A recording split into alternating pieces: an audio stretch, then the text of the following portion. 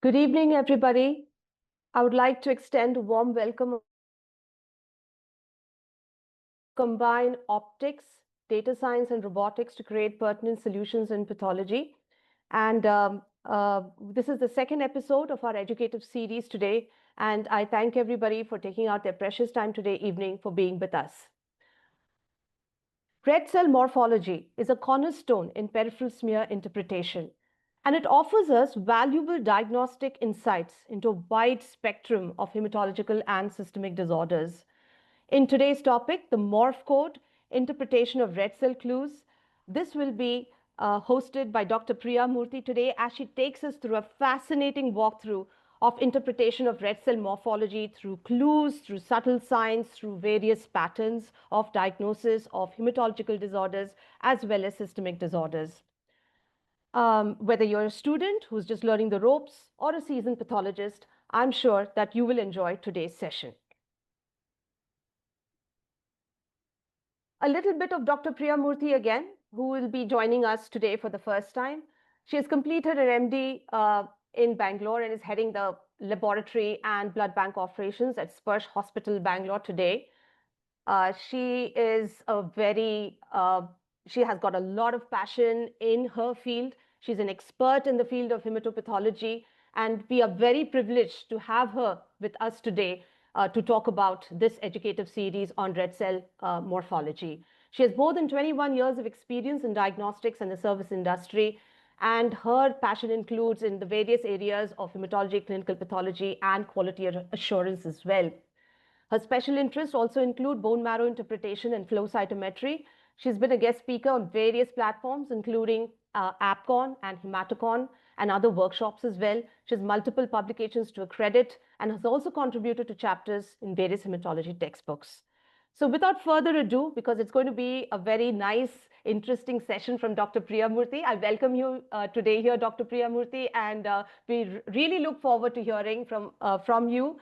And I'm sure the audience is also quite excited to be here. And we would hope to have a very interactive session with all of you here today. And we welcome, in fact, a lot of feedback, your own experiences and questions after her talk is over. Over to you, Dr. Priya. Thank you, Dr. Renu. Good evening, everybody. Thank you so much for joining in today evening. And I am not too sure whether you have attended my previous session. I'm just sharing my screen.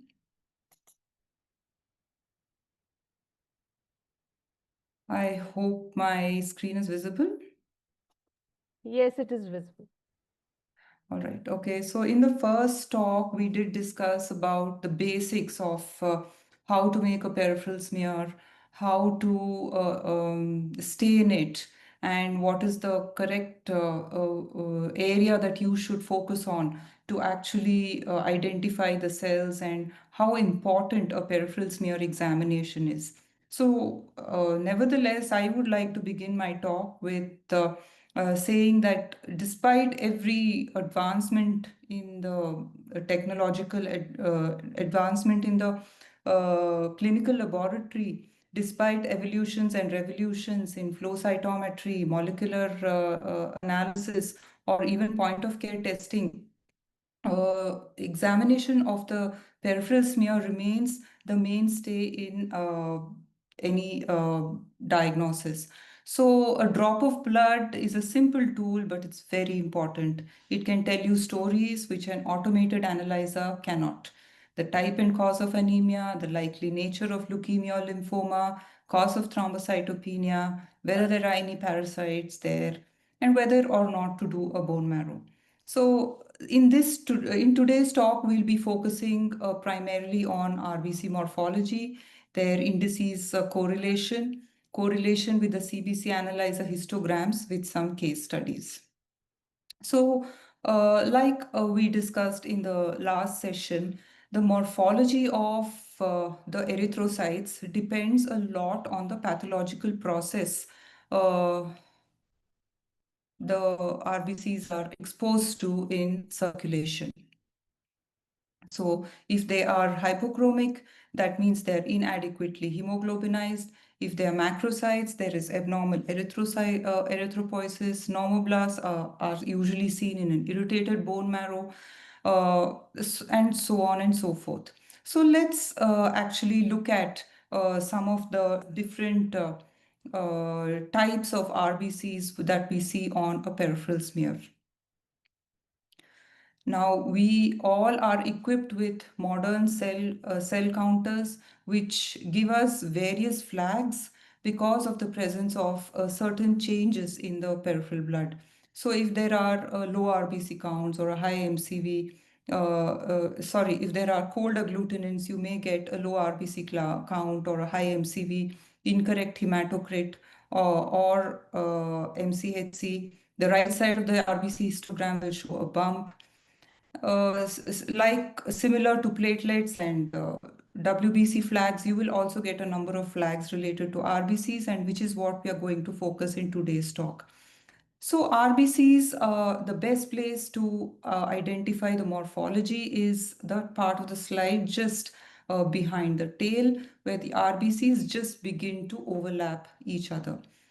There you're going to identify the size and shape and the variation. So the size and shape and their variation, relative hemoglobin content, whether they're polychromatophilic, whether there is rouleau formation or agglutination, and also you will be seeing whether there are any inclusions. Okay. So when we are classifying anemias, it is mainly based on the size of the RBCs. The RBCs are biconcave discs, and when you see them under the microscope, they're just about the size of a small lymphocyte or slightly smaller. It is usually said a normal RBC is about the size of a small lymphocyte nucleus. Now, based on the size of this RBC, we will divide the anemia into microcytic hypochromic, normocytic normochromic, or macrocytic normochromic. And there are a number of conditions which give rise to each of these different type of anemias. So another thing that you're going to look at in your CBC histogram is the RDW, or the red cell distribution width. It is an explanation of the homogeneity of the RBC population. That is to say, the variation in the sizes of the RBCs. So the higher the RDW, that means there are different sizes of RBCs present in the test pool. If it is smaller, that means the RBCs are uniform. There is not much variation in the size of the younger cells are usually larger, and these are the reticulocytes. And older and senescent RBCs are usually smaller in size. So normal RBCs are about 80 to 100 femtoliters, and a normal red cell distribution width is about 12.2. If these change, then you are going to classify the anemia based on these two factors. RDW is a reflection of anisopoikilocytosis. So when you get your teardrop cells or sickle cells or elliptocytes, and also when there is rouleau formation and agglutination, this value will increase. Now, when the RBC, the color of the RBC is light pink, with about 1/3 of pallor in the center of the RBC, we call it normochromic. Anything bigger than this 1/3 hypochromia is hypochromic. So normally a paler RBC is referred to as a hypochromic RBC, and this is usually caused by reduction in hemoglobin. Some of the diagnoses that you will consider when there is a microcytic hypochromic anemia could be iron deficiency anemia or a thalassemia, or some more conditions. We'll just go through each of them.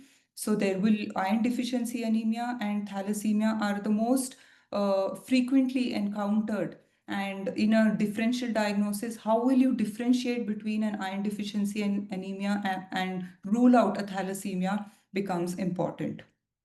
So the degree of poikilocytosis or anisopoikilocytosis is greater in cases of a thalassemia, whereas it is about moderate you will find pencil cells and target cells, elongated cells in microcytic hypochromic anemia, which can also be seen in thalassemia. More number of target cells will be seen. Now, when you see the RDW, in an iron deficiency anemia, RDW is usually increased. And if you see this uh, example here, MCV, MCH, all are lesser than 80 femtoliters. Anything less than 80 femtoliters is considered microcytic. And the RDW over here is about 20.8. So when RDW is increased, usually it goes in favor of an iron deficiency anemia. In a beta thalassemia trait, for example, RDW is lower. It is about 16.9 here. MCV is much lower here. So the RBC count in beta thalassemia will be increased.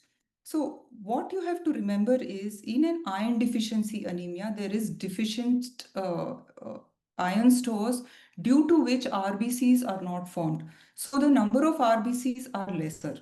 And in thalassemia, the RBC count is normal or maybe increased, and iron is in good supply.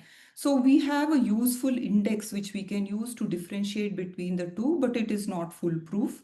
Where we divide, it's called the Mensa index, where we divide the MCV by RBC. And if it is greater than 13, it is usually in favor of an iron deficiency anemia. If it is less than 13, it is favoring thalassemia or thalassemia trait.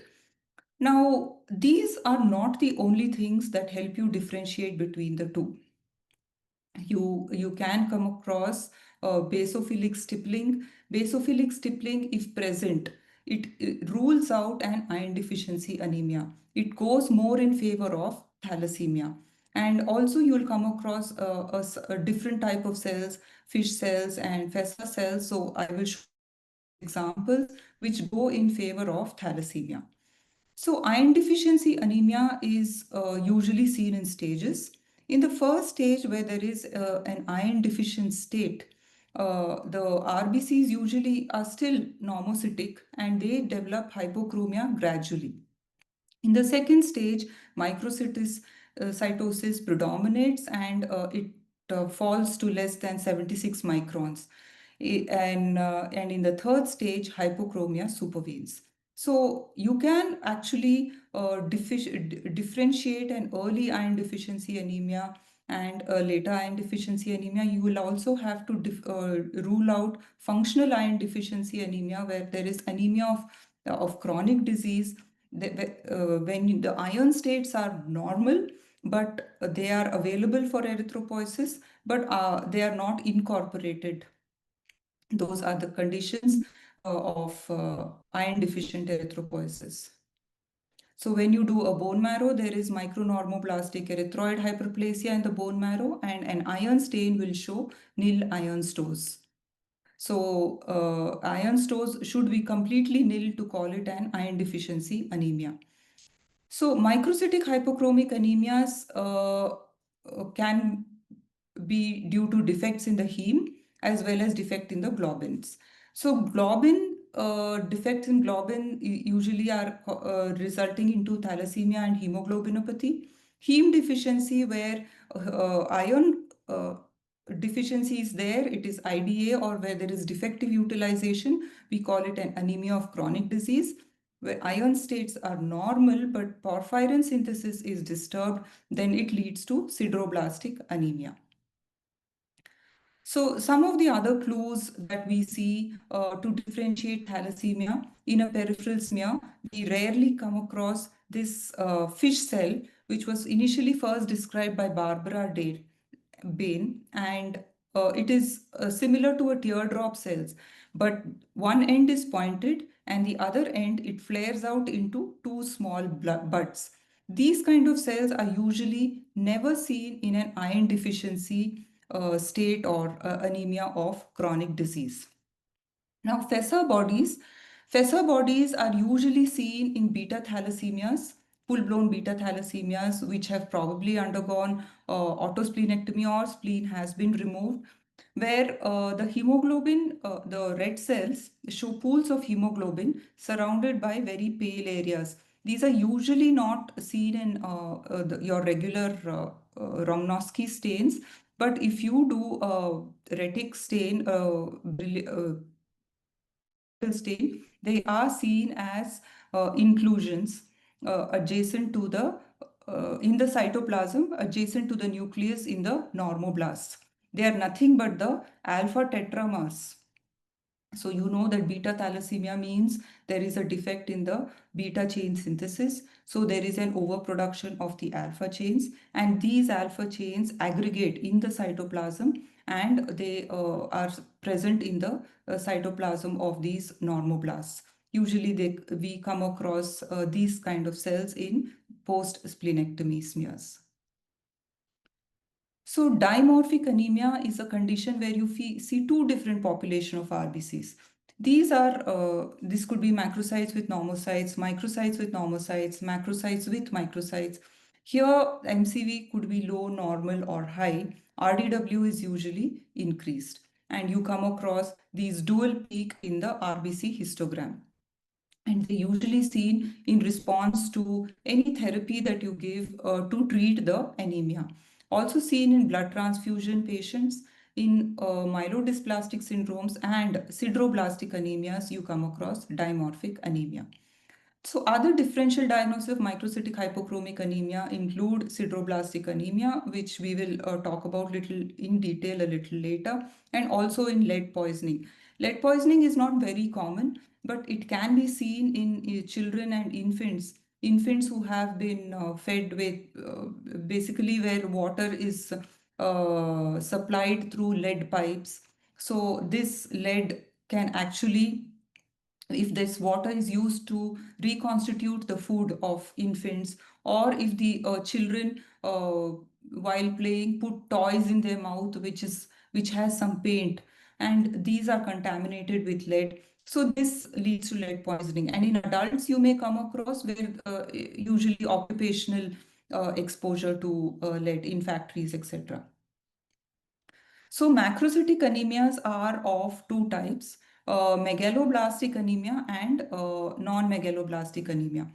Megaloblastic anemia is a condition where it arises due to folate or B12 deficiency.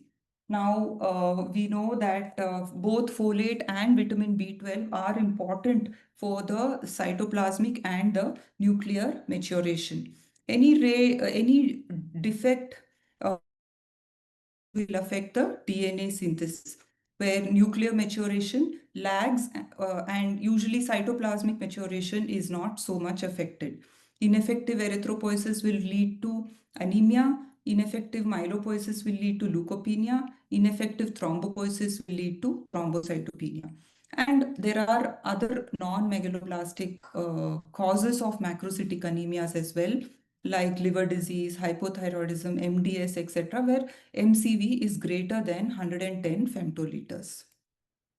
So this is the pathogenesis of megaloblastic anemia, where there is a asynchronous nuclear cytoplasmic maturation, where an abnormal erythroid cell population is produced, which either die in the marrow or they mature into abnormal cells having a shorter lifespan.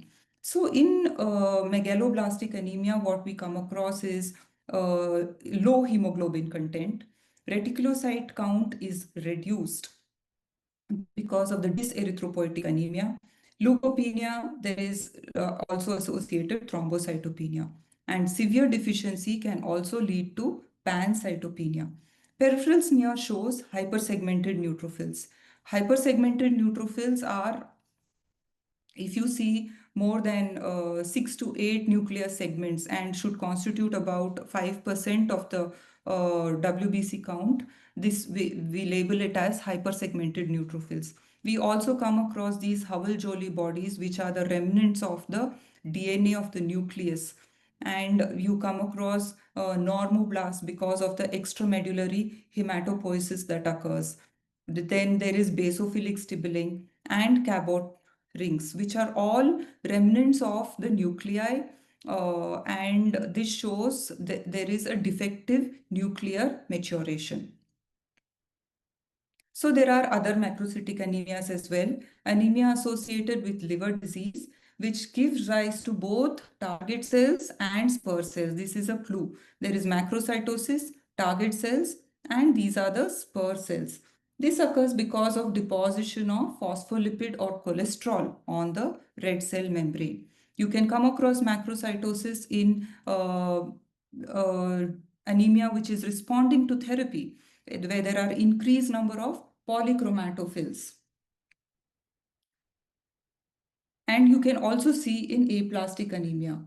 Macrocytosis in alcoholism can be seen because of a direct toxic effect of alcohol on the red cell precursors and associated vitamin B12 and iron, folate deficiency. In COPD, you can come across macrocytosis because of carbon dioxide retention causes excess cell water, retains the cell water, the fluid in the cells, which bloats up the RBCs, and hence there is macrocytosis. In hemolytic anemia also you may come across macrocytosis because of increased reticulocytes, and also in some antiviral therapies like ziduvidine, there are cytotoxic effects on the erythroid and myeloid precursors.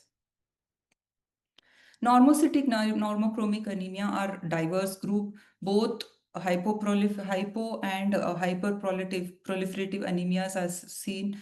Reticulocyte count is very important to differentiate the type of normocytic normochromic anemia.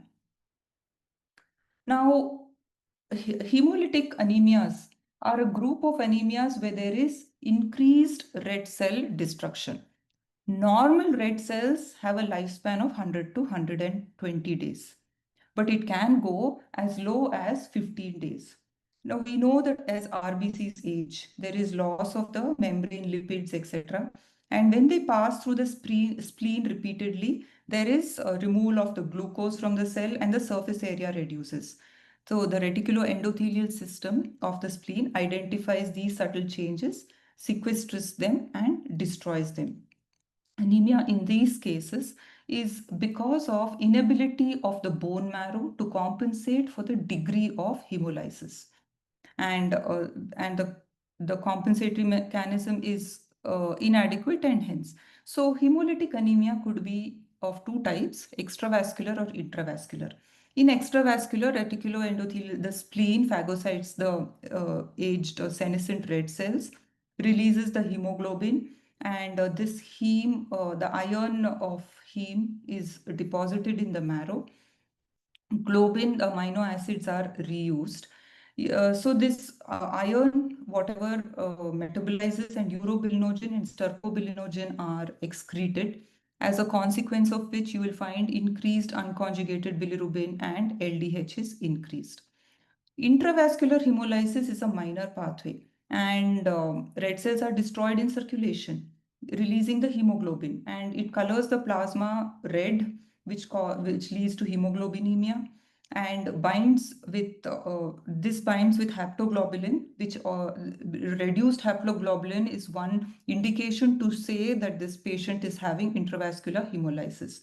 And sometimes this hemoglobin is also excreted through the urine, which gives rise to your cola colored urine or high colored urine. Clinical manifestations are anemia, jaundice, splenomegaly, gallstones, etc. Uh, the compensatory mechanism for this is reflected in the peripheral smear. What you see in the peripheral smear is polychromasia, nucleated red blood cells, thrombocytosis, neutrophilia, and a left shift. RBC abnormalities gives the clue to the underlying disorder. In addition, there is reticulocytosis, and which is mild in hemoglobinopathies, and it is very high in immune hemolytic anemias, or such as hereditary spherocytosis and G6PD deficiency.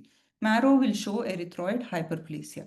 These are some of the poikilocytes which give you a clue to the underlying mechanism of hemolysis. And do you will you be able to see, despite having your most advanced hematology analyzer, will your analyzer be able to pick up these variations of RBC on the can it pick up these conditions like spherocytes, target cells, stomatocytes, or elliptocytes? This will be evident only when you examine the smear under the microscope. Now, if we have to classify hemolytic anemias, they can be of two types, hereditary and acquired. Hereditary is due to, it can be due to defects in the red cell membrane. It can be defects due to globin synthesis. It can be due to enzyme deficiencies of the glycolytic pathway or of the pentose phosphate pathway or red cell nucleotide metabolism. Acquired hemolytic anemias could be immunohemolytic, fragmentation syndromes, PNH, drugs and chemicals, thermal injury, and infections. I think we're getting too much into theory. Let's start looking at some examples and case studies as we go. So there are some clues. We will be discussing each of those hemolytic anemias with some examples. Some of the stories the RBCs tell in cases of membranopathies, enzymopathies, and hemoglobinopathies. What do you see in these two peripheral smears? There are a number of these round, dense cells, absence of central pallor in both the smears. These are nothing but spherocytes. But is there a difference between the spherocytes you see in both these pictures? In this picture on the left, the spherocytes are uniform in size. But in this, the spherocytes are marked, show some variation in the sizes. So the picture on the left shows hereditary spherocytosis, and the picture on the right shows autoimmune hemolytic anemia. Now, based on the morphology of these spherocytes, we can get some clue as to the etiology of the uh, disease. Normal, the biconcave shape and strength and flexibility of the RBC is maintained by the membrane cytoskeleton, which is made up of a number of proteins. So any abnormalities of these proteins of the red cell are associated with changes in the shape of the cell and results in hemolysis. So hereditary spherocytosis is also one such condition. And when we get uniform size spherocytes, we usually come across in hereditary spherocytosis. In autoimmune hemolytic anemia, the size of the spherocytes are variable. In association, there are nucleated RBCs and there may be some amount of agglutination. In hemolytic disease of the newborn, you can come across spherocytes along with plenty of nucleated RBCs. In transfused RBCs, there are spheroidocytes. We saw a picture of spheroidocytes in my previous talk. These are almost like flattened RBCs molding against each other. In microangiopathic hemolytic anemia and burns also, you come across spherocytes, and along with that, you will also see broken RBCs or schistocytes, so fragments of RBCs. So to identify the type of spherocytic anemia, you will need to do a Coombs test and also get some history. Now, some of the other membranopathies are depicted by elliptocytes and stomatocytes. Now, hereditary elliptocytosis is a condition where more than 25 to 75% of the cells are elliptocytes. We can come across elliptocytes in other conditions also, like including iron deficiency anemia and thalassemia trait, megaloblastic anemia, post-splenectomy, and myelofibrosis. So all these do not constitute hereditary elliptocytosis. Only if the count is more than 25%, we call it as hereditary elliptocytosis.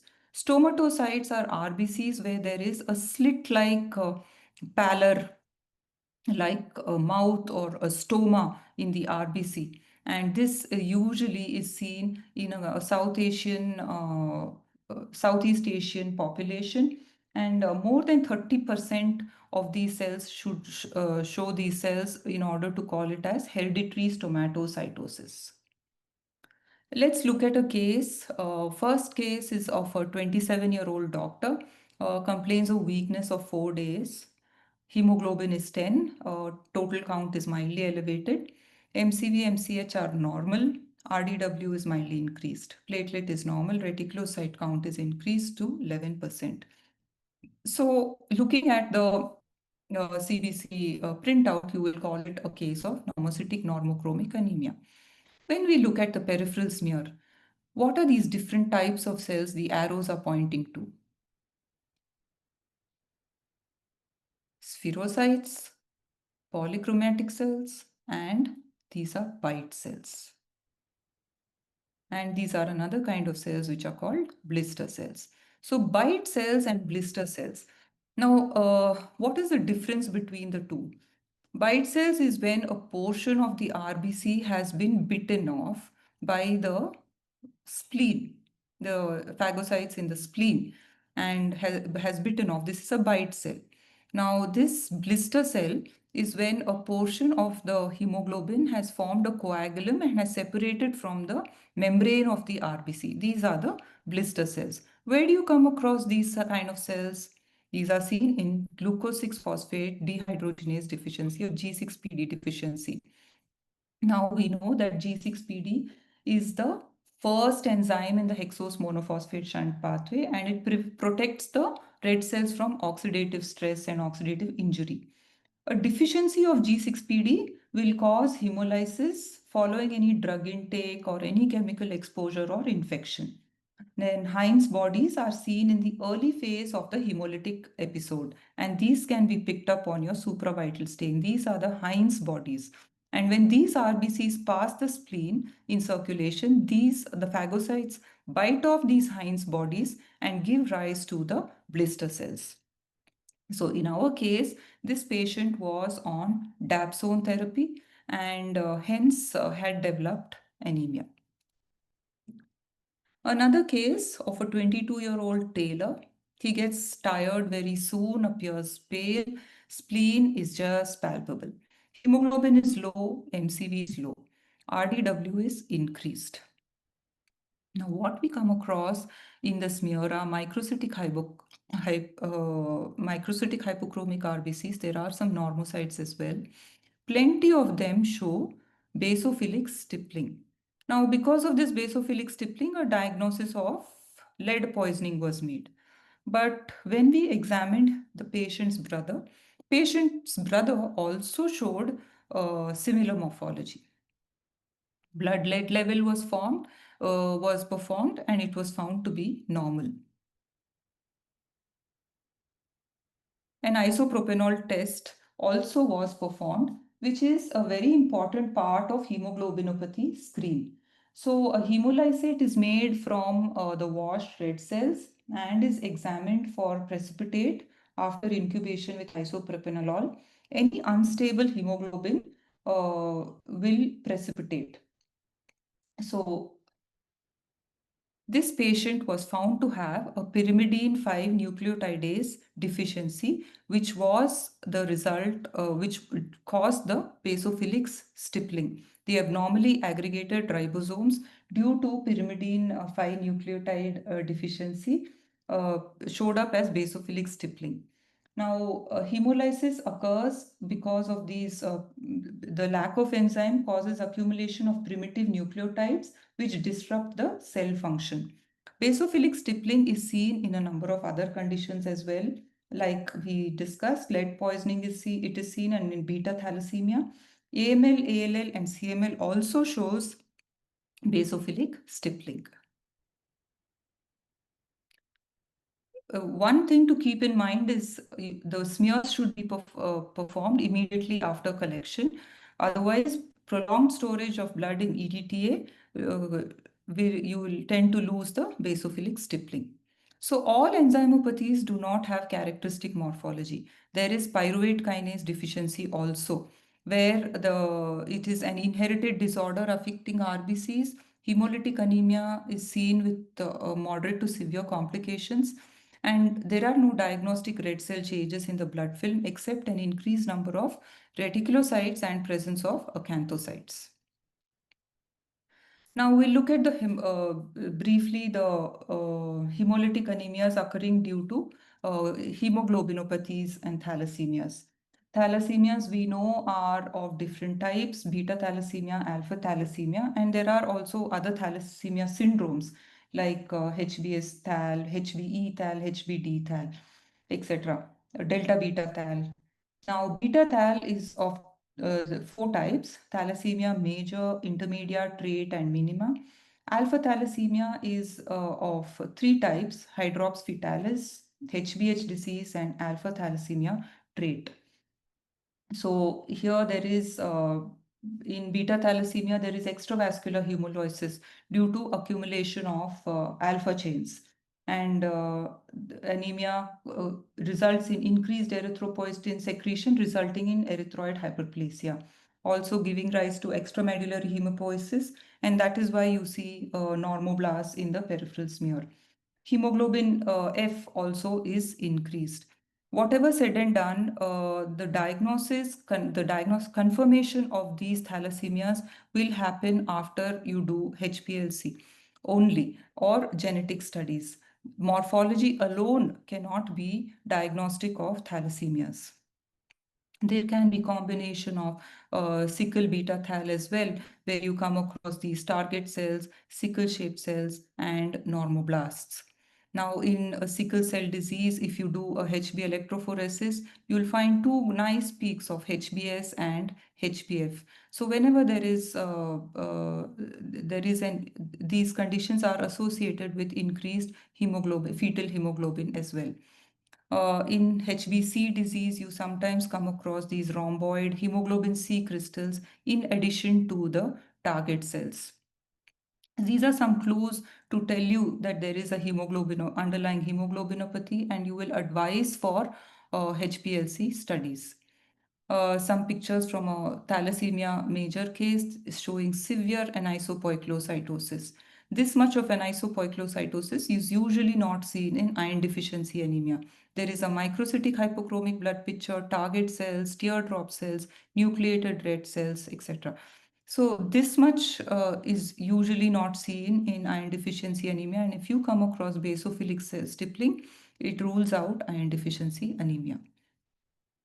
This is a case of a 12-year-old with intermittent anemia and splenomegaly, required about four transfusions. And when we saw the case, showed microcytic hypochromic RBCs and good number of nucleated RBCs in the peripheral smear. Do you think it could be a hemoglobinopathy or a thalassemia? So when the reticulocyte stain was performed, what we saw was these uh, deposits of, regularly placed blue deposits looking like a golf ball. These are nothing but HbH cells. Inclusions. A case of alpha thalassemia, and they are the beta tetramers which have accumulated and precipitated like this. Now, in all cases of alpha thalassemia, you don't come across these HbH inclusions. It depends on the number of genes that are deleted. If all the four genes are deleted, then you come across plenty of HbH cells. If just one or two genes are deleted, then you come across scattered HbH cells. So target cells are the morphologic expression of increased surface to volume ratio, which means there is either excess surface membrane formation or loss of volume or hemoglobin content of the red cells. It looks like a bullseye. There is central hemoglobin surrounded by pallor and peripheral hemoglobin. Now, target cells can be microcytic, normocytic, or macrocytic. So if they are microcytic type, then it can be seen in severe iron deficiency anemia and the thalassemias. Normocytic type seen in sickle cell anemia and sickle thalassemia. Macrocytic type seen in liver disease, post-splenectomy, and preterm infants. Mind you, there can also be an artifact if the smears have not dried properly in a humid weather where they are taking a lot of time to dry. or even where there is a variation in the anticoagulation blood ratio. Some clues to acquired hemolytic anemias and other stories. Another case, abnormally high MCH, MCV, MCHC. Look at the RBC count, very low. WBC count is increased. And if you see the RBC histogram, there is a dual peak. What is this? Look at the smear. What you're seeing are clumps of RBCs. And what happened was when we warmed this sample and again ran the sample in the counter, the uh, values all were normalized and a fresh smear was made and these agglutinates were disappeared. So double RBCs were counted as one and the red cell count is lower. That is why you saw the extremely low RBC count. They were counted as WBCs and hence the WBC count was high. MCV is proportionately higher. So this is a cold agglutinin disease.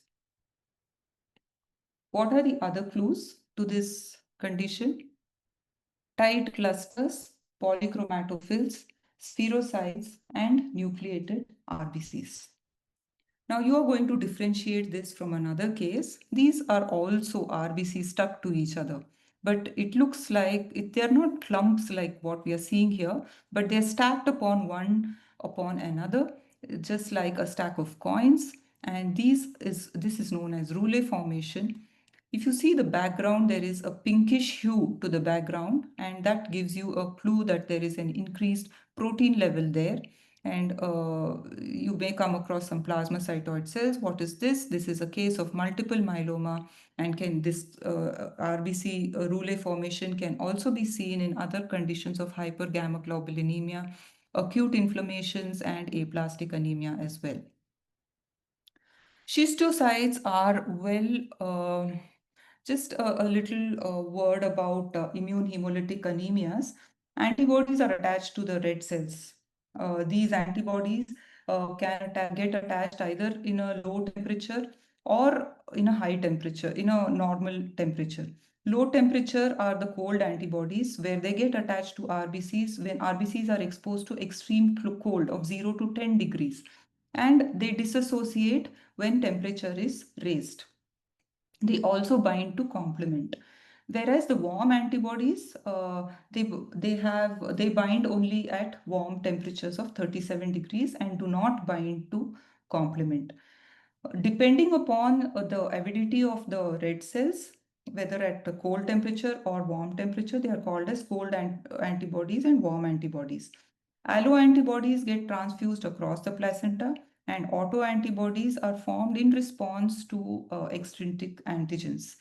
For example, in certain infections like syphilis, infectious mononucleosis, mycoplasma, and even in chronic lymphoproliferative disorders, you may come across these cold agglutinins. So now let's look at schistocytes. These are well hemoglobinized broken cells. Predominant finding in the absence of other red cell abnormalities. Look for low platelets and other signs of hemolysis. Now, fragmentation syndrome, when normal red cells, they are forced through a loose mesh of synthetic fibers or a valve, like a valve prosthesis, the red cells break into smaller fragments and membrane tears are produced because of the fibrin meshwork, and they cause these broken RBCs. They're subjected when they when they pass through a valve prosthesis, they are subjected to mechanical trauma and undergo fragmentation in the circulation. Various type of schistocytes are there, including keratocyte, helmet cells, triangular schistocyte, microspherocytes, and fragmented red cells. So, my hemolytic anemia due to red cell fragmentation is microangiopathic hemolytic anemia, and more than 3 per 5,000 cells is a condition is required to call it a microangiopathic hemolytic anemia, and they should have 1 to 3 sharp spicules. In these conditions, reticulocyte count is high and serum LDH is also increased. These are some examples of schistocytes. They should have 1 to 3 sharp spicules. Mechanical stress causes the fragmentation. They can be seen in acquired megaloblastic erythropoietic anemias as well, and a very high number can be seen post burns and thermal injury. Let us look at some more poikilocytes, acanthocytes. These are longer and they have lesser number of spikes. They are a significant finding whenever there is absence of spleen. Uh, in asplenic conditions, you come across these, and you also come across these acanthocytes in A beta lipoproteinemia, alcoholic liver disease, pyruvate kinase deficiency. For to call it a hereditary acanthocytosis, 50 to 100% of the blood cells should show acanthocytosis. Then echinocytes, similar to acanthocytes, but these are shorter and more number of spikes. See, they're present closer to each other, seen in cases of renal disease, uremia patients with cardiopulmonary bypass, premature infants after exchange transfusion. Teardrop cells, more than 4% considered abnormal. It is usually seen in leukoerythroblastic blood picture, thalassemias, and hemoglobinopathy. Whenever there is fibrosis in the marrow, you come across teardrop cells. Some of the RBC inclusions on the Romanowski stain include basophilic stippling, Howell-Jolly bodies, and Pappenheimer bodies. Now, these are Cabo rings. These, I told you, are nuclear remnants in dyserythropoietic anemia. They can also be seen in post-splenectomy cases, hemolytic anemia, lead intoxication, myelofibrosis. Howell-Jolly bodies can be seen in post-splenectomy, pernicious anemia, megaloblastic anemia. These are some pictures of a post-splenectomy smear in a patient with sickle cell disease. Now, sickle cell disease, prolonged history can undergo autosplenectomy, and when we come across increased platelet counts, aggregates of present in aggregates, large number of target cells. Some of the RBCs show Howell-Jolly bodies. There are nucleated red cells. You see these sickle cells. This gives you a clue that the patient has undergone autosplenectomy post sickle cell disease.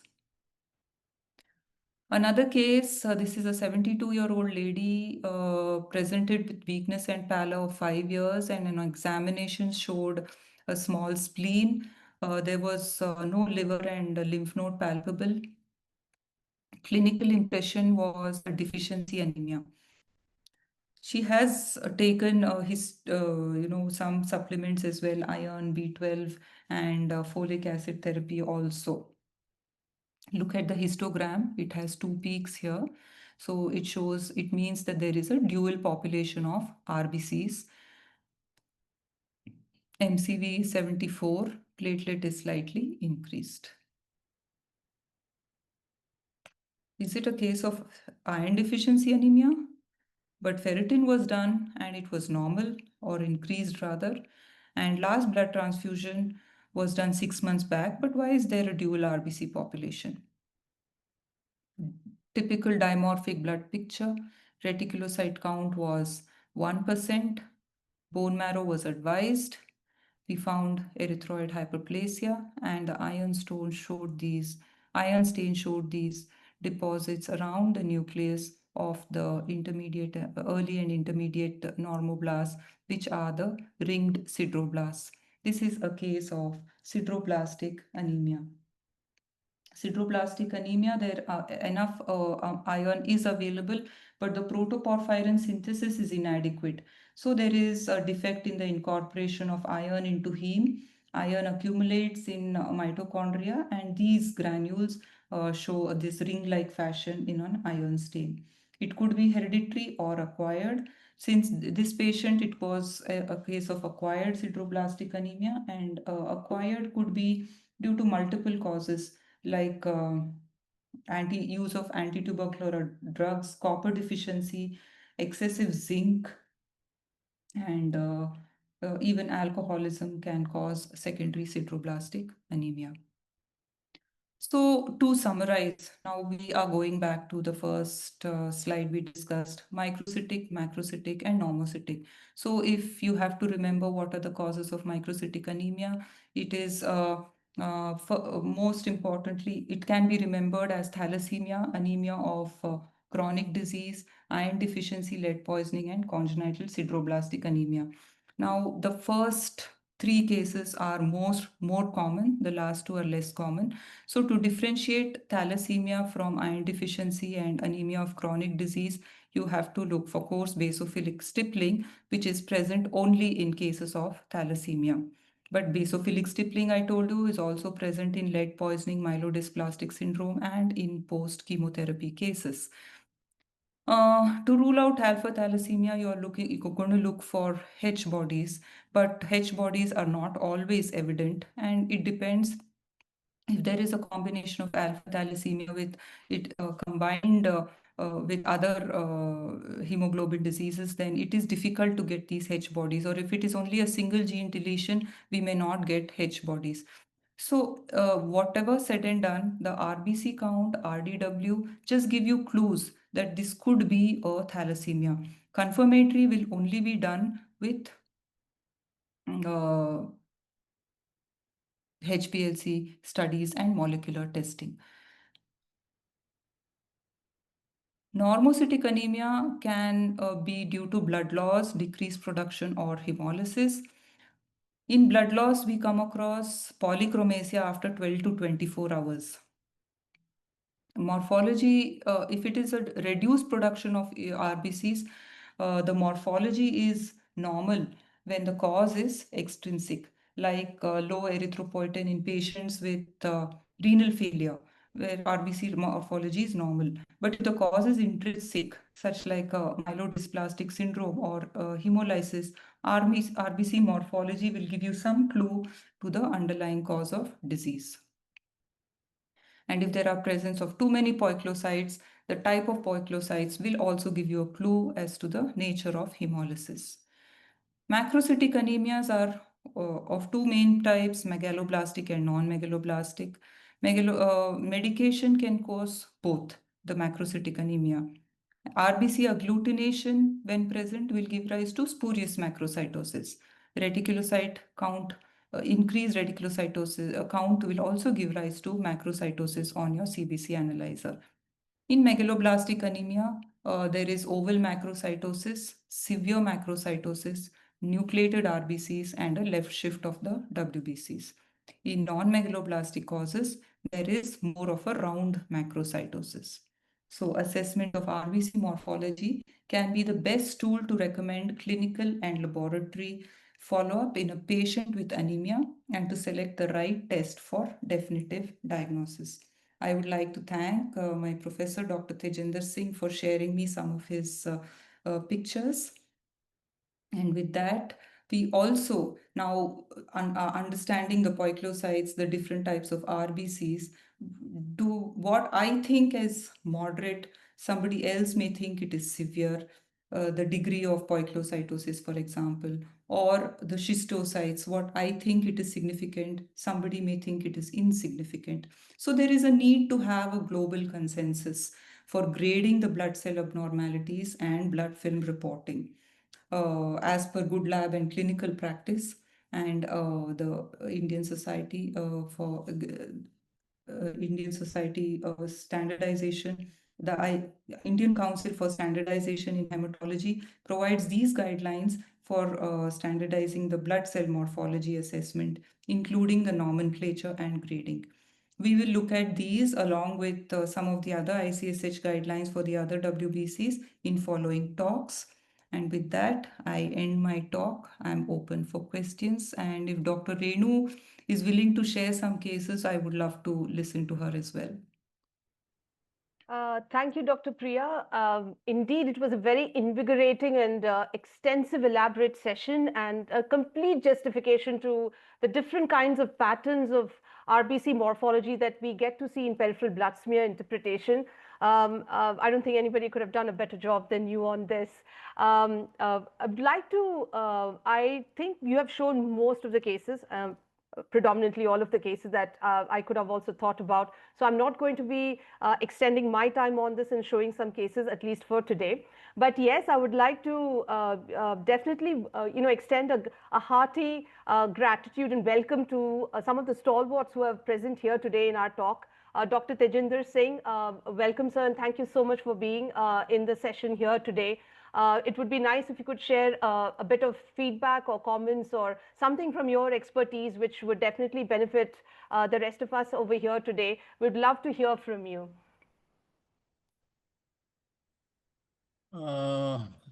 Thank you, Dr. Renu. And it was an excellent presentation. And she has, in very simple language, covered almost all lesions of the red cell pathology. Especially, I like the summary part in which she has taken up microcytic hypochromic anemia, which is the commonest one we come across every day, and how she has differentiated thalassemia, thalassemia major, thalassemia trait from iron deficiency anemia, anemia of the chronic disorders.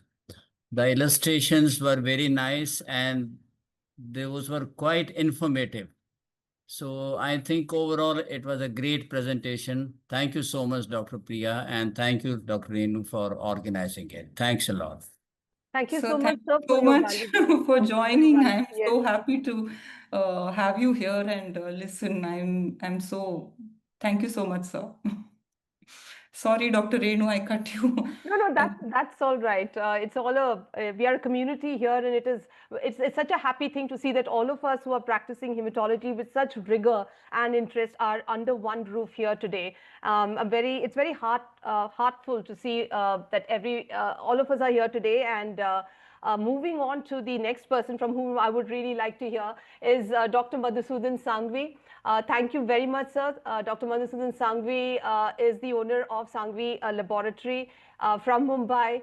And sir, with your valuable expertise, with so many years of practice, and in fact, sir is practicing even till today, would like to hear a few comments from you as well.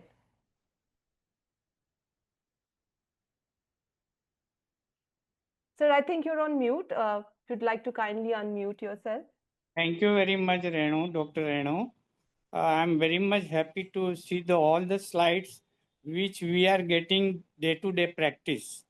And I'm very much happy.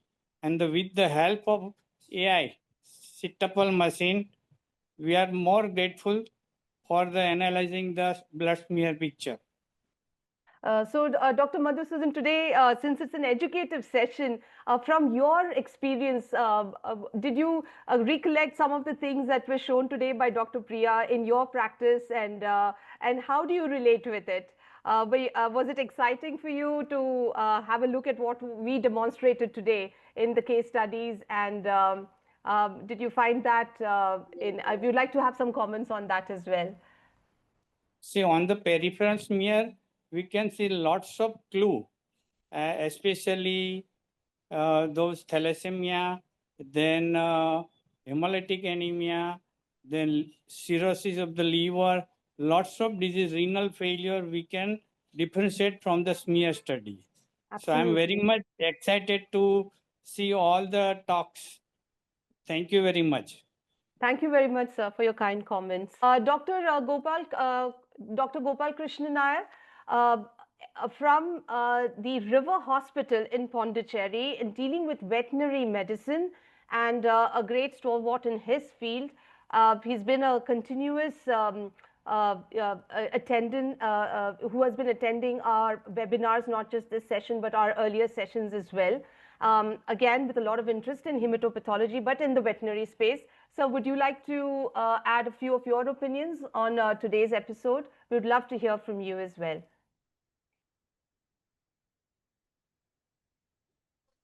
Thank you, Dr. Renu. Can you hear me? Yes, we can hear you, sir. Yes, it was a very impressive presentation by Dr. Priya Murthy. Although as you said, I am from the veterinary field, I was very impressed with the case presentations that Dr. Priya has got a collection. Of course, her mentors also have supported her, and it was very informative. And I'm sure that younger generation will be very much impressed with the work that is being carried out, and it was very good. And we do have in the veterinary practice as well some of those conditions which emulate that in the human side. And Right. Thank you very much, Dr. Priya, and thank you, Dr. Thank you, Renu. sir. Yes. Thank you, Dr. Nair. Thank you, Dr. Nair. I would also like to call upon Dr. Indranil Ray, who has been very interactive on the chat.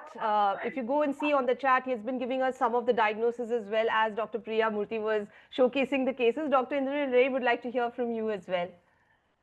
Please come on audio or video or unmute yourself and just give us your inputs on what you felt about today's session. And again, congratulations on some of the cases and the comments that you have put in the chat box. Thank you, ma'am. It was a very informative session. I'm a JR1 from KMC, Mangalore. So for me, we are just training and learning all these things. And it was a very informative session because generally we get very confused about certain things because when we are starting off, everything looks and appears similar. But there were really concrete establishment of concepts today, and it was very informative. I thank ma'am for making it so easy for us. Oh, that's so good to hear that, and that's the endeavor and the effort that we intend to put in these kind of episodes and these kind of webinars. And we really hope to see a lot of participation, and not just you, Indranil, but also all of your friends and other colleagues who would find this beneficial. That is the intent, and we hope to take this further and bigger and better. Yes, ma'am. So yes, thank you so much for that. Is there anybody else who would like to share their experience or have a question for Dr. Priya, or just a general comment or something that you would relate to, what you saw in practice and something that you learned during your journey? And I always feel that when we are postgraduates, there is theory and all of that, right? But the day that we start working is the day we start learning, and that's so precious. The pearls of wisdom, those subtle clues which actually herald the process of thinking, of correlating, looking at what the clinical history is of the patient. And when you have that domain knowledge, and to apply that domain knowledge when you're actually interpreting the smear, the blood smear, and the amount of profound knowledge that you can acquire across that journey. And if you can correlate all of that and give that excellent diagnosis to your patient, and I think that is such a justification as pathologists, that who we are, where we can bring about this wonderful science into an element of practice in day-to-day practice. Things that look simple, just anemias, those little anisopoikilocytosis happening in the background, but there are tremendous amounts of clues in a simple screening test as a peripheral blood smear. And that is the foundation that takes us further into anything that we do, whether it is bone marrow interpretation, flow cytometry, molecular pathology, AI that we use in our diagnosis, or digital pathology that we are coming up with today. I think the cornerstone is still peripheral blood smear interpretation. It still starts with that. We are morphologists from the bottom of our heart. So thank you, Dr. Nitin, for the compliments on a very beautiful and helpful session. Dr. Nitin, if there was something you would like to talk about, please unmute yourself, and you can speak a few words as well. We welcome you. Yeah, very good evening. And it was really very beautiful and knowledge imparting session. And truly, as Dr. Indranil said, daily in and out, when you are going and thinking that this might be microcytic and deficiency, or this might be a hemolytic one, but then simple and so many other morphological clues which must be seen along with. That was, I think, the main message I got from Dr. Priya, and really thank you so much for that knowledge imparting session. Dr. Nitin is an Thank excellent you. Thank you, pathologist Doctor. from Nagpur and immense amount of experience, in his practice as well. So lovely to have you, sir, today in our session. And we really look forward to having all of you, even in our future sessions, where we could really exchange and have a kind of dialogue, because we all come from different backgrounds. We've seen different kinds of cases in our in our experience as well, right? And so it would be such an encouragement for all the junior pathologists in the forum today, for the students in the forum today, giving all these insights and the confidence that yes, it's a great field, and although it can be challenging at different points of time, it's great to have this community where we can actually reflect on the moments when we had challenging situations during our practice or interesting moments in our practice, and help each other in the forward journey as well. Dr. Saumil Sangvi, sir, if you could also put in a few words. I'm sorry, I'm actually on my way back home. I'm listening to this talk while driving. But nevertheless, I would say that we must keep this chain of talks continuous, then this helps us grow as an individual and as a community on the whole. So Right, this in the times to come, this is going to help each one of us.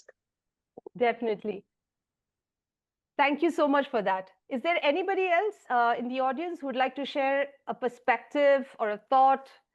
We'd be happy to hear that in this forum. So I think we could close the session today. Dr. Priya, what do you think? Any closing remarks from you as well? Dr. Renu, thank you for this opportunity. My I think pleasure. It's really been my pleasure. You can come on video so that everybody, sees you when you're speaking. my video is not on. Okay, no problem. No problem. It's not on.